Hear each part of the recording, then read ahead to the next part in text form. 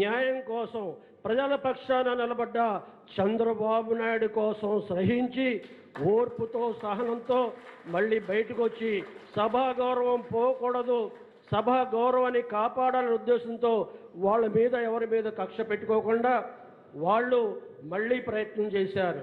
మా మాట వినలేదు కాబట్టి ఈ శాసనమండలిని రద్దు చేస్తామని బెదిరించారు.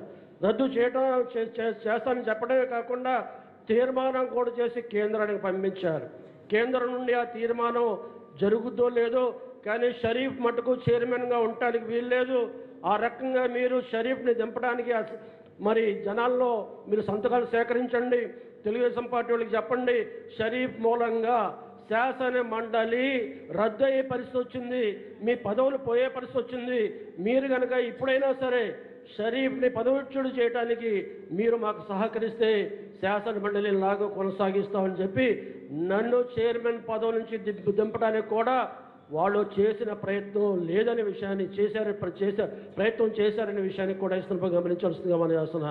కాబట్టి ఎవరు కూడా ఏ రకంగా అయితే మొట్టమొదటి నుంచి ఈ బిల్లు వచ్చినట్టుగా నుంచి 27 మంది శాసన మండలి సభ్యులు ఏ రకంగా అయితే ఏక మాట మీద త్రాటి మీద పార్టీ ఆదేశాల అనుసారంగా ఉన్నారో అదే రకంగా అన్ని వేళలు కూడా కలిసికట్టుగా ఉండటం మూలంగా ఏ రకంగా కూడా వాళ్ళు అనుకున్న విషయాలు అనుకున్నట్టుగా జరగలేదు.